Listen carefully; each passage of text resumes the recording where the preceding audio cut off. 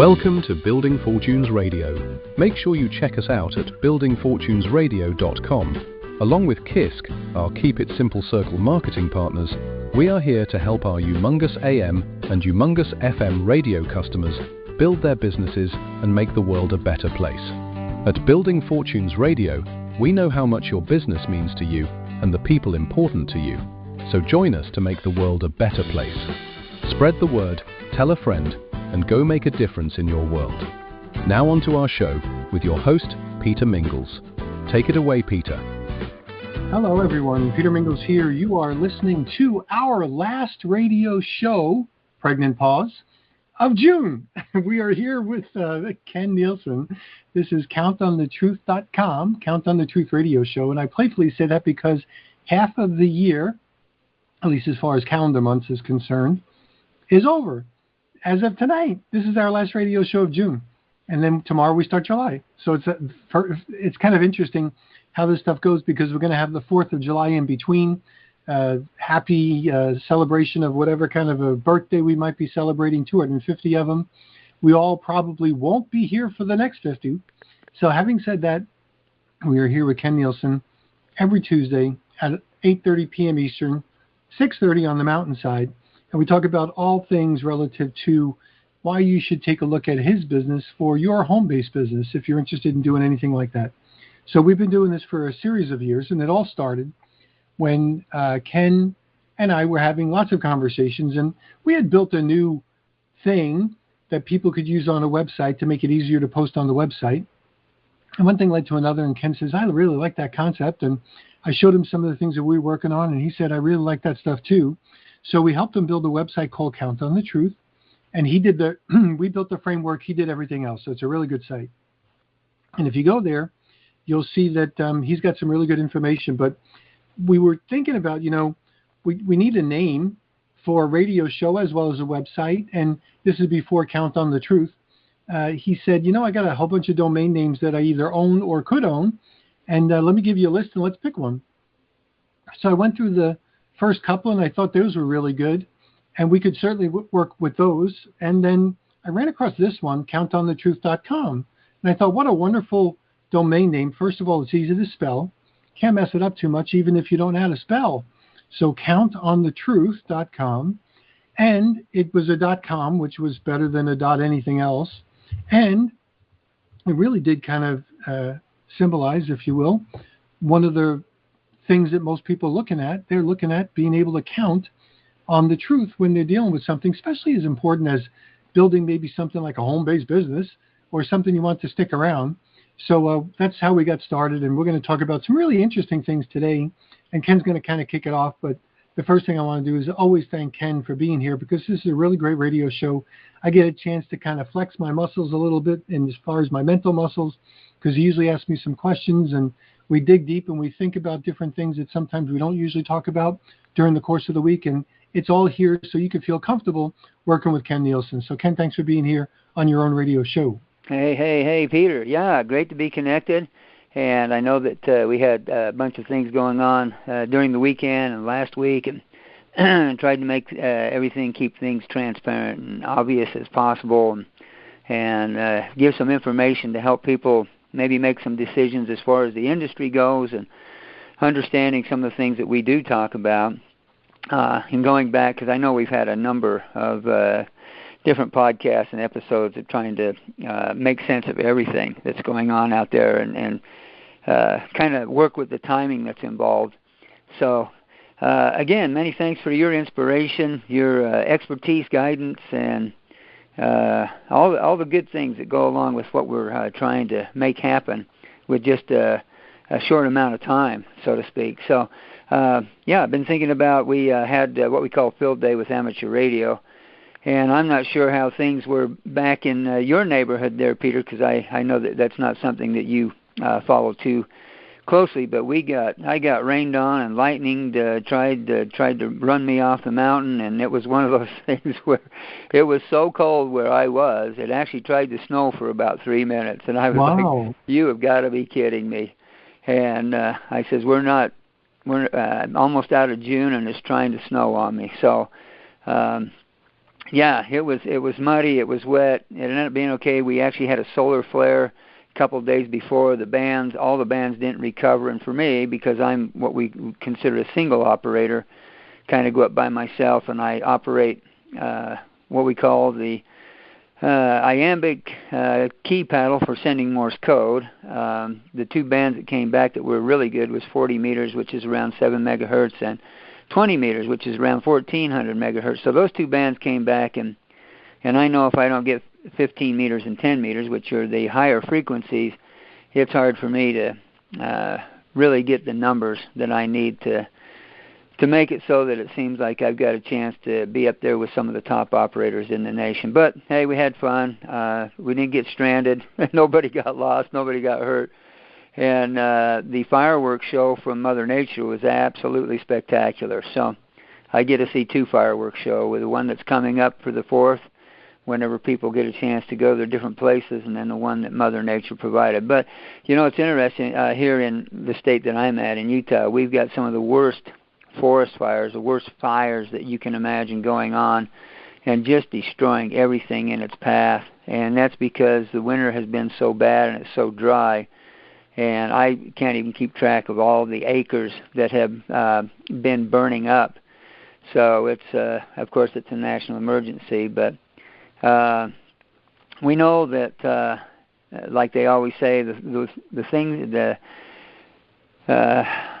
some things change and some things don't change, but it's still kind of the same outcomes sometimes because of what's going on. And then, of course, you've got the political scene, and you've got, like they say on radio, the three things that you don't talk about. I was going to say sex, drug, and rock and roll, but that's not what it really is. It's more like politics, religion, and sex. Those are the things. If you want to really get people fired up and get them going on the radio, you can bring those subjects up, and it can really stir a hornet's nest. So anyways, kind of coming back to the home business industry, I know the thing that we key on and what we believe is possible and what our goal is and what our focus is we really empower people to live their best life yet, and we give them a pathway for success to financial freedom and make their dreams a reality. And along with that, and I know that we've talked about this maybe in different ways, but along with that, I mean, the first thing I think of is most people have to be entrepreneurial minded. And the reason I say that, we kind of define being entrepreneurial also. We know that they're looking for a way to maybe make a larger income than what is considered the normal. But we've kind of I've just written something out here to kind of maybe make people think about what it is that makes somebody entrepreneurial. And it seems like the entrepreneur has never been content with standing still. He or she is a traveler who cannot ignore the call of distant horizons, the philosopher who continues asking questions long after everyone else believes they have found the answers, and they are the seekers who understand that every ending is simply another invitation to grow. And I think that people who are entrepreneurial seem like they have an easier task, an easier time with this industry, and at the same time there are roadblocks and obstacles that are hard to overcome, because in days gone by, we've talked about the 3-foot, the 6-foot rule. It used to be that if you got within 3 foot of somebody and they looked like they were somebody that was interested in making or creating a second income, you would talk to them about what was happening and the possibilities of maybe what a company had to offer, or what you were promoting, or what you were representing. So we kind of talked about the things that have changed, all the way from making phone calls, being on the phone, making 40, 50 phone calls a day, to the AI thing. And we know that that's one of the most unpopular things right now, artificial intelligence and what it can do. And we've mentioned the things that you've had to offer people as far as the entrepreneur goes. We've had lead generation. You've had a phone system that could be making so many phone calls for you during a short amount of time, because you know that all the phone calls that you made, not everybody's going to answer the phone, depending on what time of the day it was, or even what day of the week it was. So a lot of variables and a lot of things that seem like they're going to make this industry easier, and it seems like it always kind of is still a challenge no matter what we do. And we've talked about and compared it to franchising, because I've always said that it's very low risk as compared to buying a franchise, but you still end up with franchise rewards. And I think that's one of the hardest concepts for people to understand. So some of the things that we had talked about earlier, and even you mentioned last week, we were talking about something that is going on in the traditional business, and it had to do with, I think we called it Bricks and Minifigs. Was that the correct? That's it. That's the franchise name, Bricks and Minifigs. Okay, Bricks and Minifigs, and so I'm just going to mention this real quick. I think of all the ways that we are taught to earn money, make money, capitalize on the capital, so to speak. And, of course, we just look at the traditional ways. There's blue collar, white collar. You've got sales. And many people, I think, associate this industry with sales, which actually I think is a misconception. But that's kind of, it does have to do with sales. But they believe that you have to be a salesperson or a salesman and be trained in that particular area, when actually you don't, because it's actually a form of distribution. And we know that the people in the last 3 decades, last 30 years, maybe even more than that, have become extremely wealthy in their ways of finding the ability, the possibilities to distribute their services and products. So, and when I say that, I'm referring to people like Sam Walton with Walmart, Amazon. We could go through, we could name a lot of them, and I could start naming some of the people that I know that have turned their companies, their windshield companies, into franchises. We have lawn care. We have, in fact, we know the ice cream guy. Anyway, there's just numerous ways of the entrepreneurial spirit out there trying to find a way to kind of make it on their own, so to speak, and maybe even more importantly, get ahead. So and maybe traditional business ownership is related to the franchising side of things. And then, of course, you have investing, where, you buy low, sell high is what everybody says. And then, of course, you're not out on the getting shot at with arrows or whatever it might be. But I know how important that this Bricks and Minifigs is, Peter, and I know that you are much more well-versed in it than I am. So I'm going to kind of maybe lean towards that, because we made a whole bunch of different claims the last few episodes about different things. And we tried to make sure that people understand that, at least I believe, that this industry has a kind of a parallel correspondence with franchising, but you don't have all that money tied up and all the things that are associated with franchising, and you don't have to work nearly as hard and commit to it. We still want you committed, but it's not like you're going to spend sometimes 12, 14 hours, maybe even 16 hours at the office, so to speak, when you own a franchise, because it's definitely, you have to trade time for your worth, your value of time, your ability to make sure that all the I's are dotted and the T's are crossed. So maybe you might want to bring up Bricks and Minifigs a little bit and kind of explain that, and maybe get started before we go to a break, and kind of get people to understand what this new thing going on with Bricks and Minifigs is all about, Peter. Well, the story itself is very interesting if you like this sort of stuff, but it's really good because it shows as an example or a parallel to some of the things you really need to know about, owning your own home-based business with an MLM company as well as running a business, as well as the legal system as well. So I'm going to use the term Lego. So many of you are familiar with Legos because you might have had them as a kid or stepped on them as an adult. And there's an aftermarket for Legos kits, and I know the plural of Lego is not Legos or Legos. So there's only one Lego, and it's a Lego kit. So there was a gentleman who wound up actually accumulating a whole bunch of Star Wars Lego kits and what they call mini figurines or minifigs. And I didn't realize that a lot of people were into collecting these things, but there are. So there's the company that makes them, Lego, and then you have people that sell them, and they can't use the word Lego because they're not Lego, so they call them bricks. And minifigs because they're an aftermarket where they buy, sell, and trade these kits.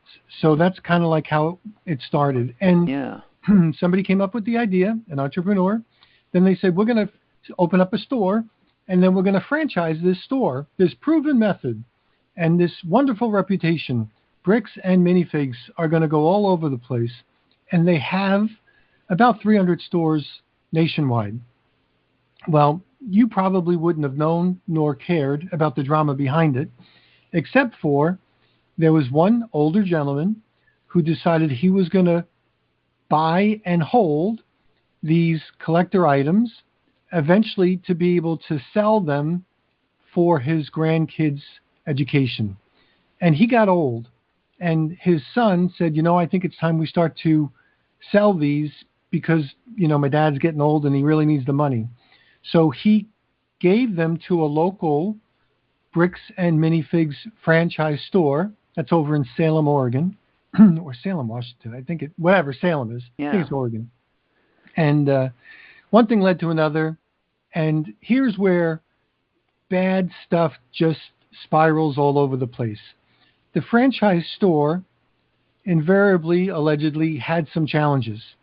So I think she had some money problems. So she owed the royalties to the corporate office, as well as probably some other people as well. And I think she kind of didn't pay the old man all of the royalties. So she was a little bit upside down, which, let's just say, businesses sometimes go upside down. Yeah. Or a little bit in trouble. So, cash flow is king. So I know that. I've had issues before relative to stuff as far as that sort of stuff as well. But the company, Bricks and Minifigs, the corporate office, which is over in Utah. So there's a little bit of a religious spin to this. Because in Utah, as Ken knows, there's a lot of people of the Mormon faith. And Mormons have a tendency of being just like every other faith. They have a tendency to stick together. So what happened was, and I'll get to the business part of the story in just a second, but the son of the dad who was trying to sell these collector items through the company's, this franchise store on consignment, which means like, hey, I'll give them to you and you hold them, and when you sell them, you'll keep some, I'll keep some. The son wound up getting very frustrated because of a lot of different things. And this is where the business behind the business has a tendency of coming into play. So everybody signs a contract all along the way. So it's in writing, which is a good thing. So the best thing about this whole thing is everything's in writing. The bad part about this whole thing is not everybody agrees with what's in writing. So that's the part of the problem. But the good news is, the lesson is get everything in writing. So, and by the way, just because it's in writing means nothing. It's whether it can be enforced and applied and all those other things, which is what's happening right now. So the bottom line is Bricks and Minifigs is the franchise owner, and they have all these franchise stores. And this big thing has become a big reputation issue, mostly because they didn't do the right thing, in my opinion, which was they should have just settled this. It wasn't worth the reputational challenges that they were going to have. But because I think of either arrogance or principles or a whole bunch of other things, this has become a big issue.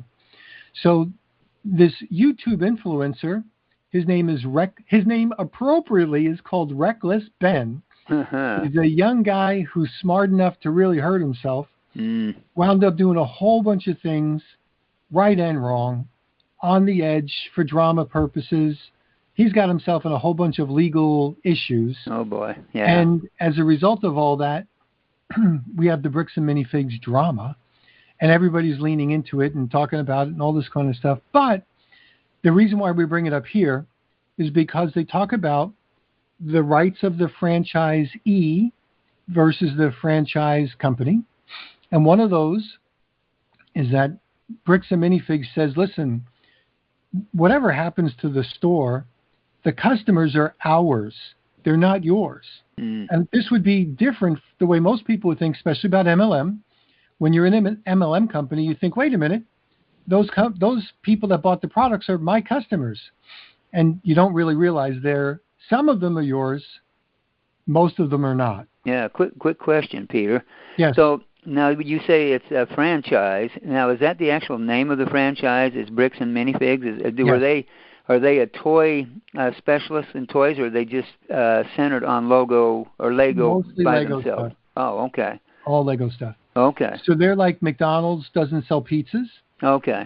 So they're like Bricks and Minifigs are Legos and the mini figurines of Legos.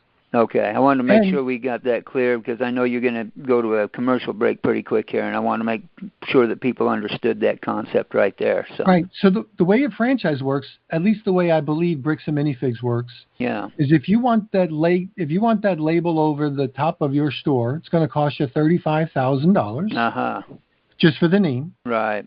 Then you'll have to pay about 7% of every sale to the home office and a royalty. Wow. So that's the way franchises work. Yep. And they give you a little bit of flexibility, but not a whole bunch.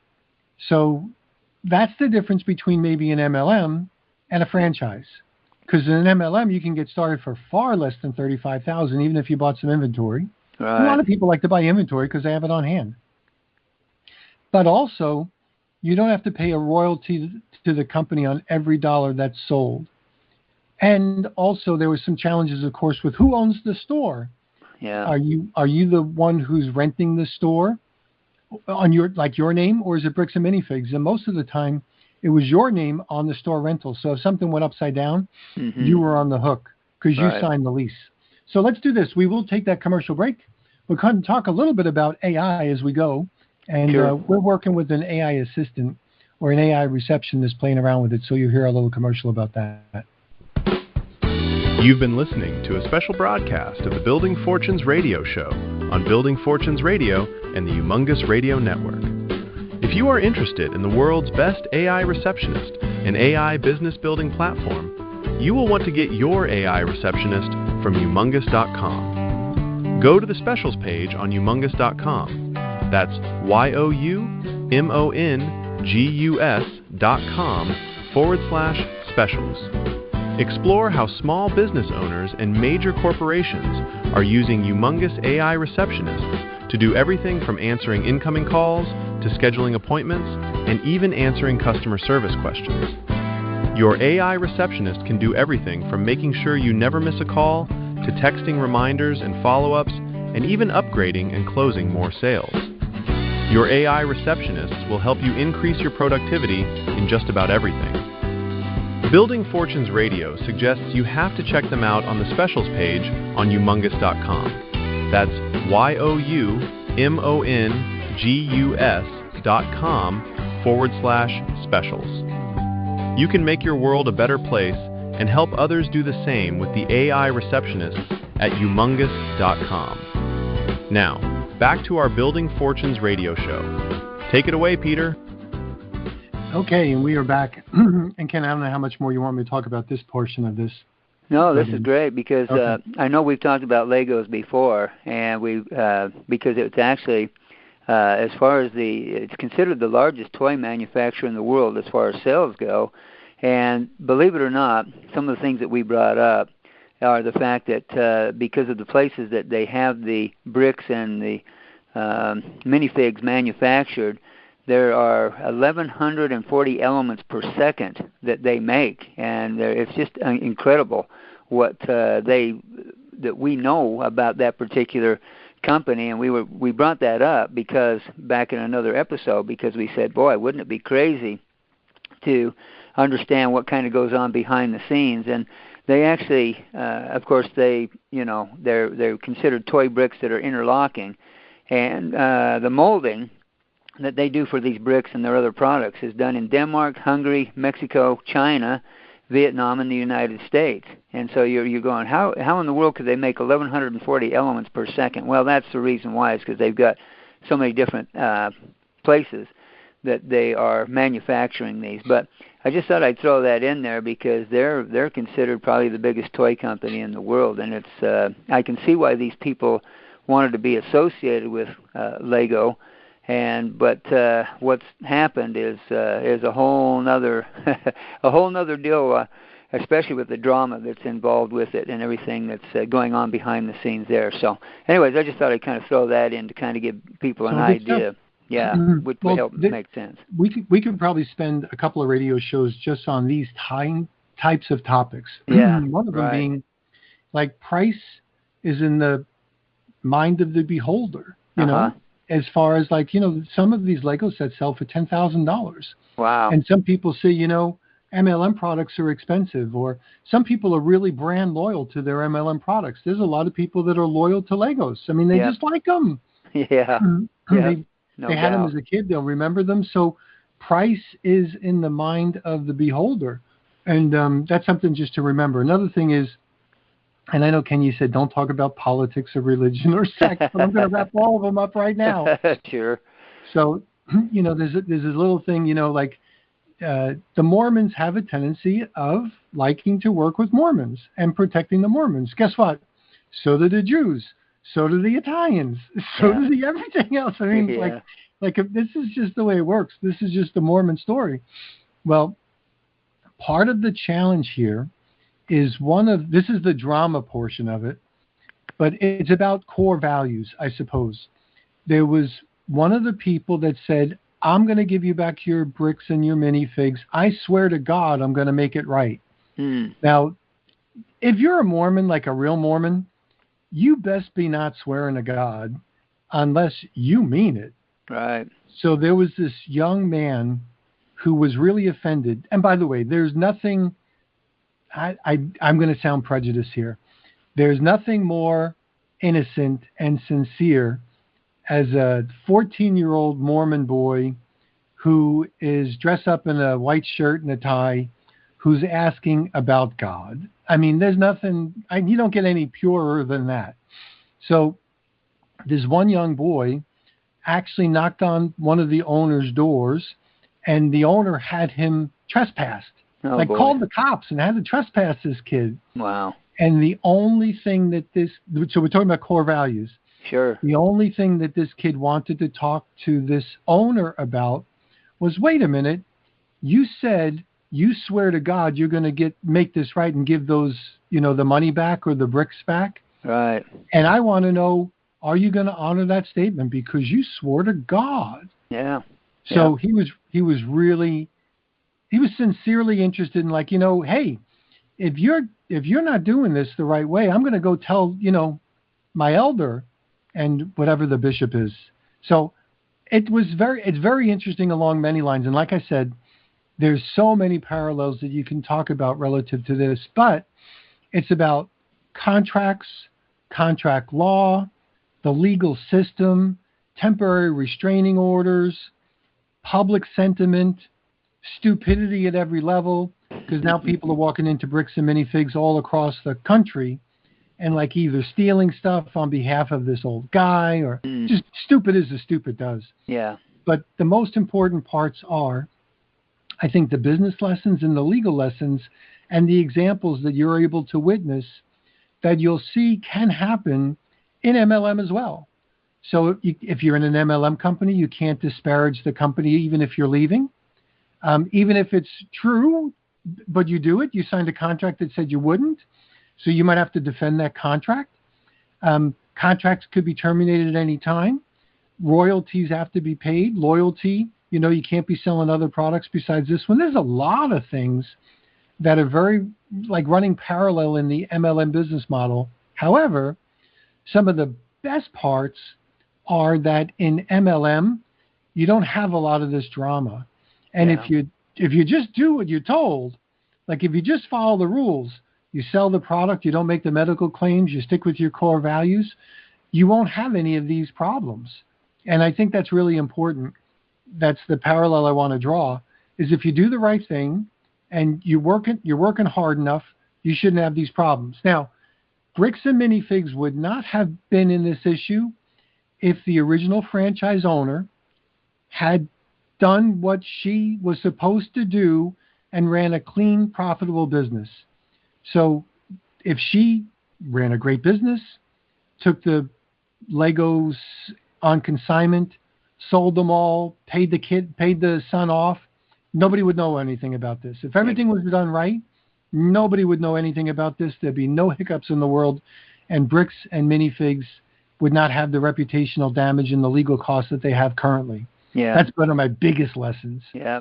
It's when everything goes wacky that the poop hits the fan. Correct. And that's what's happening right now with Bricks and Minifigs. So back to you. Wow. No, it's incredible because I know we get talking about comparisons like you had mentioned a little bit earlier, and of course this one's easy, I think, to do the comparison because if you don't know about Legos, I mean, something's wrong with you because it's I know they have Lego stores and they actually have amusement parks, and I know that they refer to that as Legoland. I don't know any idea how many Legolands there are. I don't. Okay, I'll have to look that up, but I know that they've actually got those, and then of course you've got the big size Legos. But it's fascinating the different things that you can do with Legos, and over the years, the things that they put together with their special kits and their special projects that have to do with maybe certain anniversaries or certain things that have happened in the history of the world or of the nation or of a particular event, you might say, that happened. But they've really done a great job in staying creative is the way that I look at it, because you think, okay, I can build a castle, I can build a house, I can build a home, I can build some type of a fortress, but they've had to be creative in using the interlocking bricks and then the different ways that they put things together, whether they're making boats, airplanes, cars, whatever it is, spaceships, maybe even some UFOs are in there now with everything that's being talked about.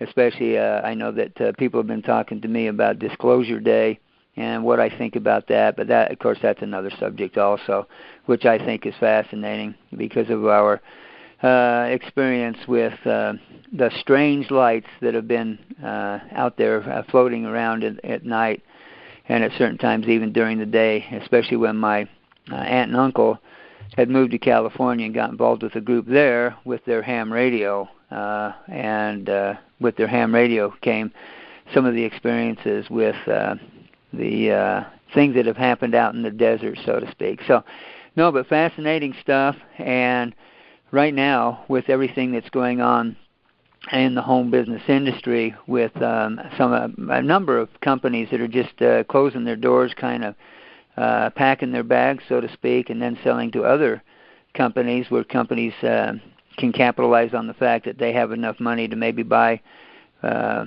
the ownership of a particular company and then include their particular products and services to what they already have and make it even more versatile. So sometimes I think that adds to making things better, and other times it takes away the focus and you get kind of confused of what maybe you're trying to do with certain products that are associated with each particular company. So, but we know that compensation plans matter. We know that ownership matters.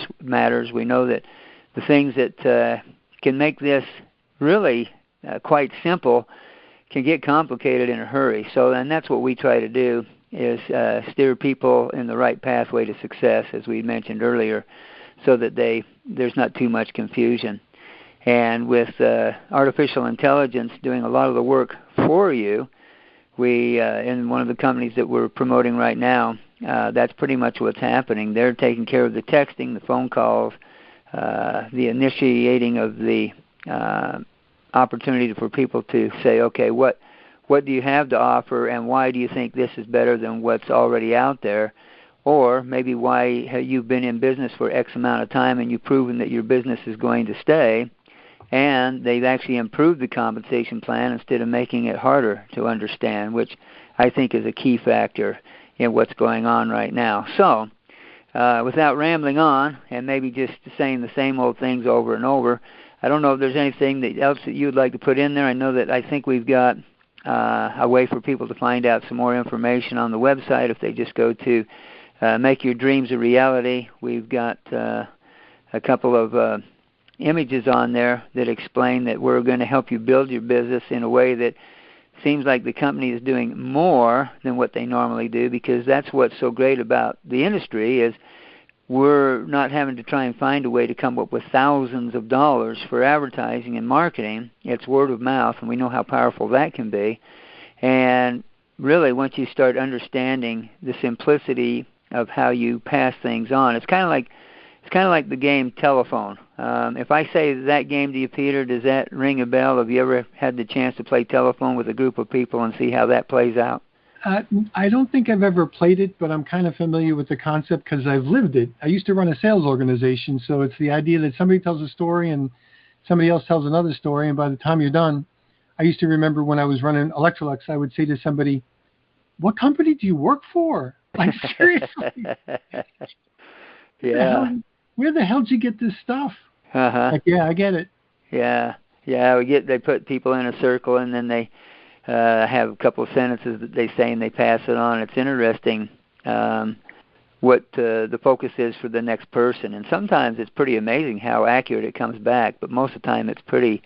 It's somewhat diluted. You get a really good laugh about it. So, and I think that's part of the problem with anything that we do out there in the world is it seems like the communications. I know the different places that I've worked, communications has always been fractured somewhere along the line, and you try to go back along the line and see where it actually was fractured the most and try to figure out why they weren't able to carry on the concept of the idea that was extremely important. And so, of course, there's memorandums that are written up in newsletters and all kinds of different things. And funny story about when I worked at a place called Sperry Univac, we used to build computer systems, and we had high voltage diodes that put out 25,000 volts, but they didn't have enough amperage to kill you. But boy, when you made a mistake and touched the wrong parts of 25,000 volts, boy, I'll tell you what, you knew that you had done the wrong thing. And we had a young guy who was a test tech, and he had his finger on the shaft of a screwdriver that he was supposed to make sure that he hung onto the plastic part, and accidentally touched it, and it knocked him to the floor. And of course, we ended up having what they call a stand-up or a employee meeting, and everybody's standing around, and the particular supervisor says, "You know what? Electricity doesn't care what your name is. It doesn't care how long you've been working with it. It doesn't care if you know the rules or not. If you do what you're not supposed to do, you are going to get zapped." And this is something that we want to stay away from, because we believe in safety first, safety last, safety always. And you kind of find out who was the person that got zapped, and you go, well, it's just a matter of time, because they just got to the point where they thought everything was by their rules, and it just doesn't work that way sometimes. So anyway, just kind of wanted to throw that in there. But I think the game telephone is just a lot of fun, especially depending on what kind of group you get with and the people involved. But we know that it's important with understanding that the ability to get the information out there is we want to make sure that people don't have to understand that they have to be salespeople. They just have to be excited about what the company has to offer and the products and services, and especially how the compensation plans work, and how exponential growth works, and why it's not something that you have to be around 24 hours a day. It's something that you do the work once for, and you're rewarded for as long as you do things correctly. It makes a big difference as far as the income goes. And then you make sure you attend maybe your weekly meetings and your main events, so to speak. Sometimes they have them once a year, and they want you to fly to certain places. And I know that a lot of people learn a lot from those events, and sometimes it's hard for people to get there because of the cost and the timing with what is going on in their particular lives. So anyways, with that being said, we've got a couple places that people can take a look at what's going on, find out what artificial intelligence is doing to help, but it's really taking a lot of the workload and the things that are so mundane that you know you're going to have to do, and eliminating that and doing it for you, so that what you do, you sift and sort, and you find out who the people are that are really interested and know that it could work for them, and they say, hey, you know what, this really is going to work the way that they're saying it's going to work, and provide the possibilities, and next thing you know, you've going to have a chance to build a second income that can grow and is not going to be stagnant or be limited to a particular amount like it is with a linear income. So with that being said, Peter, maybe I'll just see if there's anything else you'd kind of like to add to it, and we'll kind of close things up. It's all good information. Make sure you check it out. Go to countonthetruth.com. Countonthetruth.com if you are open towards, trying to figure it out, making some extra money working from home, helping to, make the world a better place, be part of a really cool community, make a difference in your world, then you want to definitely check out countonthetruth.com. And Ken's got his information all over there as well. Make sure you contact him, and we'll be back next week. I like to bring up these examples like Ken brought up because it's kind of neat to be able to look at the comparisons, test your own level of knowledge and intellect, and maybe your ability to kind of draw abstract ideas. And a long time ago, a friend of mine, Roger Essen, said, you know what the best network marketing movie ever made was? And I said, nope, what was it? He said, Forrest Gump. And I said, really? He said, yeah, look at the scenes of Forrest Gump. There's a lot of comparisons. And I did that, and guess what? He was right. Yeah. So I want to give him credit for it. He brought it up, but I went out there and I actually took a look at all those lessons. Well, if you ever want to learn a little bit about the legal system, I think my new comparison is going to be learn what happened with the Bricks and Minifigs scenario, because it's probably one of the best lessons on the legal issues associated with running a business that you need to know if you're going to be successful in any business, and in particular an MLM business as well. So Ken, thanks for the topics. We're going to catch everybody next time. Happy 4th of July for those people that are celebrating the 4th of July. Yeah. And we'll be back in July, the second half of the year. Excellent. So Ken, thanks a million. All right. Okay. Thanks, Peter. Bye for now. You've been listening to Building Fortunes Radio on buildingfortunesradio.com. Thanks for listening. Building Fortunes Radio is part of the Humongous AM and Humongous FM radio network. Be sure to check out the buildingfortunesradio.com website to listen to your favorite shows. You can also hear us on Humongous Radio and wherever you find your favorite podcasts. It's been our privilege to have you listen in. At Building Fortunes Radio, we wish you the success you deserve and are willing to work for.